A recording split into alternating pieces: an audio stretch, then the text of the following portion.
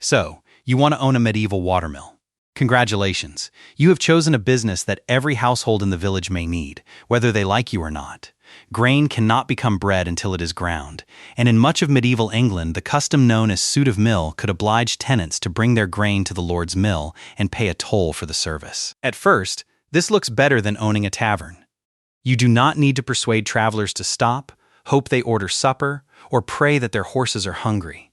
Your customers grow the raw material themselves, carry it to your door, wait while your machinery does the work, and leave part of their grain behind as payment. The river supplies the power. The village supplies the demand. The law or local custom may even discourage competition.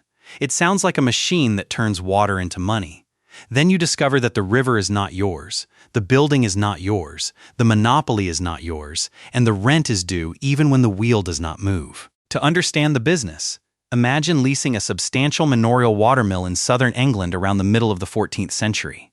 The lord owns the site, the water rights, the mill building, and usually the legal claim that local tenants should grind there. You become the miller. That means you receive the toll, but you also inherit nearly every daily problem between the stream and the flour sack. A working mill is not just a wooden wheel beside a pretty river. It is an entire water management system. A weir or dam raises and redirects the flow. A leat carries water toward the building. Sluices control how much reaches the wheel. A mill pond may store water when the natural flow is weak. The wheel turns an axle. The axle drives wooden gearing, and the gearing rotates the runner stone above the stationary bedstone. Grain enters through a hopper, passes between the stones, and emerges as meal or flour. Around that machinery, you need a loading area, dry storage, scales, sacks, tools, spare timber, grease, ropes, shovels, screens, and room for carts and animals. Every part of the system can stop the business. Too little water and the wheel loses power. Too much water and the leat, dam, or wheel may be damaged. One broken gear tooth can interrupt the whole chain.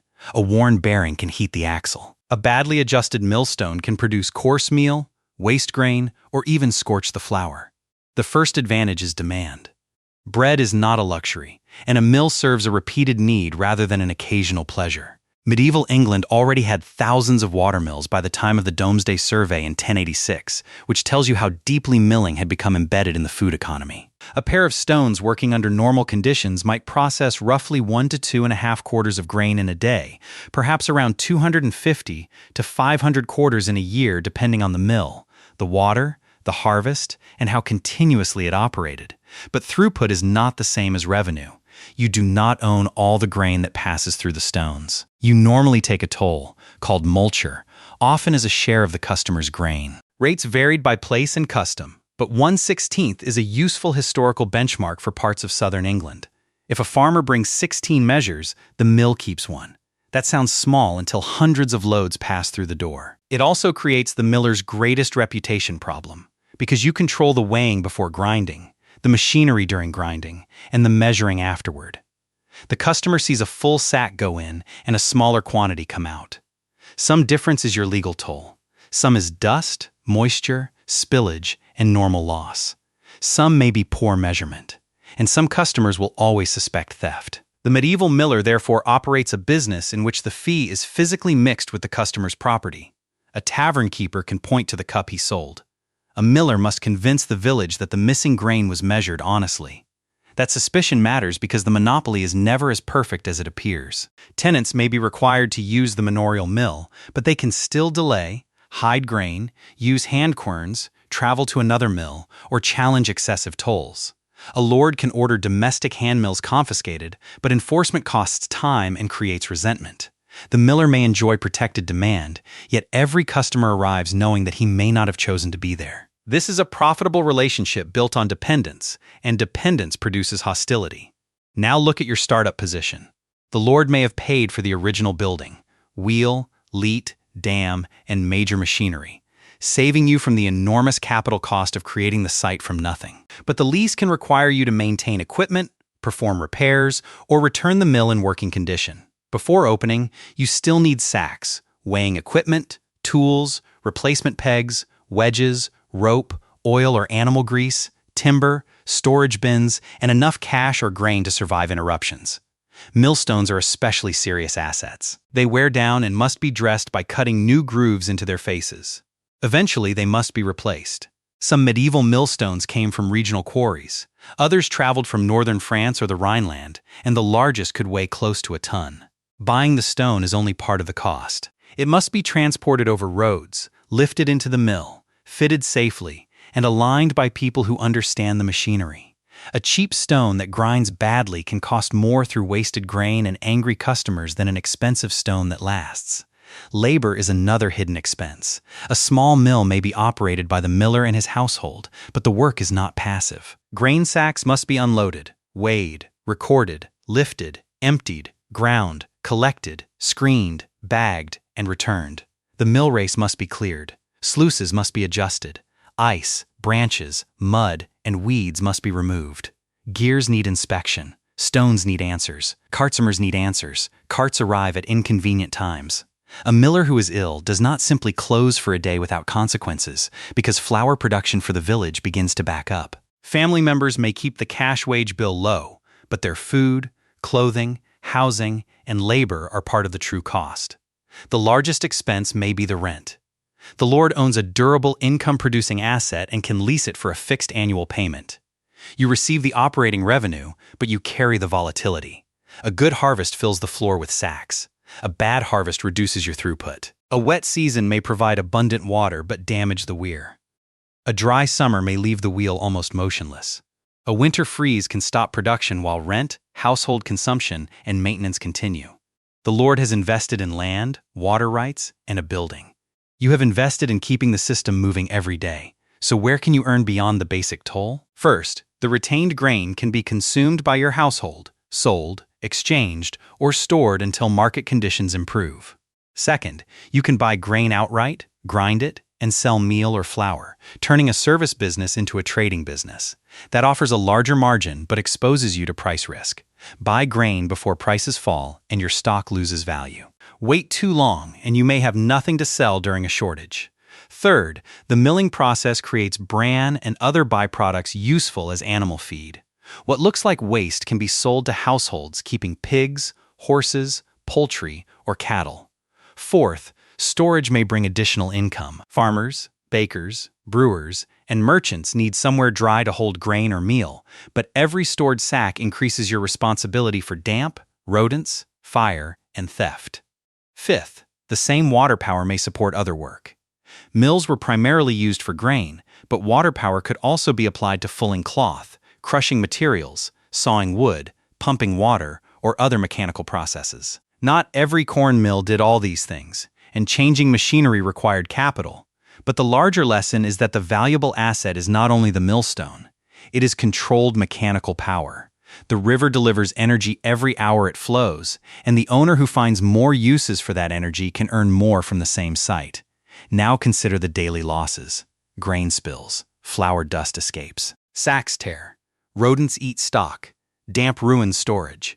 The miller's own household consumes part of the toll. Customers dispute weights. Some pay late. Some arrive with poor quality grain and blame the mill for poor quality meal. The stones wear. Timber rots. Iron fittings loosen. Floodwater can tear away parts of the system in a single night. The mill pond silts up. The leat needs clearing. The wheel may run, but not strongly enough to maintain normal output. And unlike a tavern, where you can still sell ale during a broken chair, a mill with broken gearing produces almost nothing until the repair is complete. Let us build a financial model. No complete account survives for our imaginary mill. So these figures are a reconstruction designed to show the business logic rather than claim one exact historical ledger. Start with a strong year. The harvest is good, the water supply is reliable, and your stones process about 500 quarters of mixed grain. At a toll of 1/16, your basic milling income equals roughly 31 quarters of grain. Value that retained grain, the sale of bran, a little storage income, and limited commercial flour trading together at about 15 pounds. Rent takes 6 pounds. Hired labor and specialist work take 2. Timber, grease, ropes, sacks, stone dressing, and ordinary repairs take another 2.5. Losses from pests, spillage, bad debt, and household consumption remove about 1.5. You finish with a cash and grain surplus worth roughly 3 pounds. That may not sound spectacular, but it comes after supporting part of the household and maintaining the equipment, and it can fund reserves, trade, or livestock. More importantly, a strong operator can use the mill's guaranteed traffic to learn who has grain, who needs flour, who is short of cash, and where prices are moving. The mill becomes an information center as well as a machine. In an ordinary year, throughput falls to around 350 quarters. Your toll equals about 22 quarters. Total revenue from toll grain, bran, storage, and small trading activity reaches perhaps 10.5 pounds. Rent remains 6. Labor and repairs take 3. Losses and household use take 1. Only about half a pound remains. You worked all year beside dangerous machinery, handled disputes, maintained the water system, and ended with a margin thin enough to disappear after one damaged gear. In a bad year, the harvest is weak and summer water levels fall. You process only 220 quarters, giving you fewer than 14 quarters in toll. Revenue reaches perhaps 6.5 pounds. Rent is still 6. Essential labor, stonework, timber, and emergency repairs cost 3. Losses add another half pound. The result is a deficit of roughly 3 pounds. If a flood then breaks the weir or damages the wheel, the loss becomes much worse. You can borrow, sell stored grain, reduce maintenance, or ask the Lord for relief. Each option creates a new problem. Borrowing turns next year's toll into someone else's repayment. Selling reserves leaves you exposed to shortage. Delaying maintenance makes breakdown more likely. Asking for relief tells the landlord that another tenant may be needed. This is why essential demand does not guarantee a safe business. The village may need your service, but your capacity to provide it depends on weather, machinery, rent, trust, and cash arriving in the correct order. So who actually becomes rich? The miller can do well, especially if he combines milling with grain trading, storage, animal feed, credit, or additional powered machinery. But the strongest long-term position usually belongs to the person who owns the land, the water rights, the building, and the legal monopoly. The lord receives rent without lifting sacks or standing beside spinning gears. If the tenant fails, the mill remains and another miller can be installed. The operator owns the risk. The landlord owns the bottleneck. That is the final economic lesson.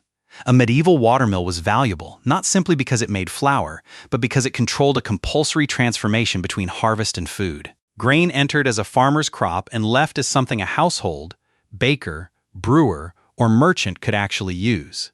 Whoever controlled that passage could collect a share from nearly every loaf produced in the surrounding community.